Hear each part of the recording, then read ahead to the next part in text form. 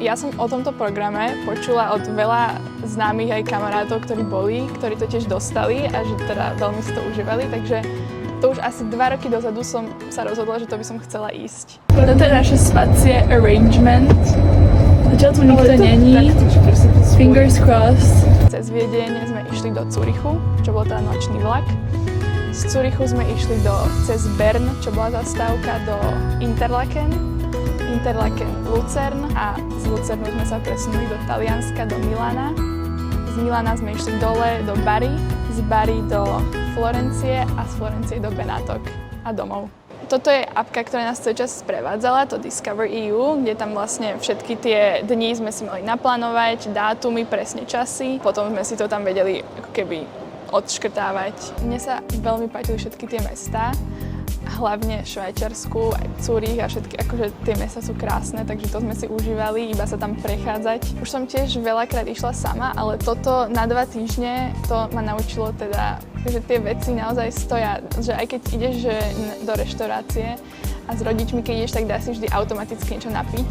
Tak to som si nikdy neuvedomila, ako drahé stojí lebo taký iced tea v reštaurácii. Takže to si tak uvedomíš, že koľko naozaj tie veci stoja určite a tak zodpovednosť, určite všetko toto sme sami organizovali, takže veľa ťa to naučí. Keby sme si chceli kúpiť ten Interrail Pass na 15 dní, tak to vychádza okolo 450 €, takže minimálne toľko sme ušetrili. Nevieme ani po nemecky, ani po taliansky, takže angličtina stačila. V Švajčiarsku určite, v Taliansku niektorí sa tvárili teda, že nerozprávajú po anglicky, ale akože aj tam sa dá v pohode dorozumieť.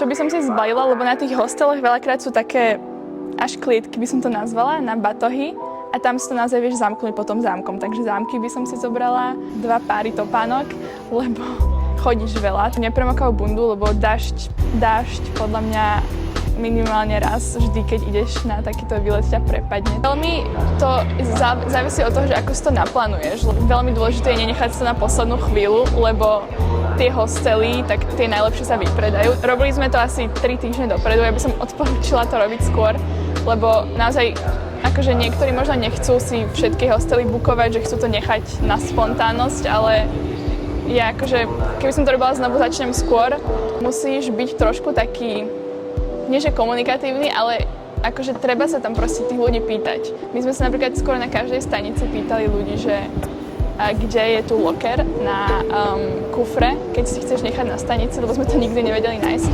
Takže určite veľa sme využili tú angličtinu, veľa sme sa pýtali. Ja by som to odporúčila určite všetkým mladým. Veľa ťa to naučí, ale hlavne je to o tom, že vidíš veľa miest za akože krátky čas, tým, že cestuješ vlakmi, je to veľmi jednoduché, cestuješ s jedným ruksakom, takže je to akože podľa mňa super, je to niečo trošku iné.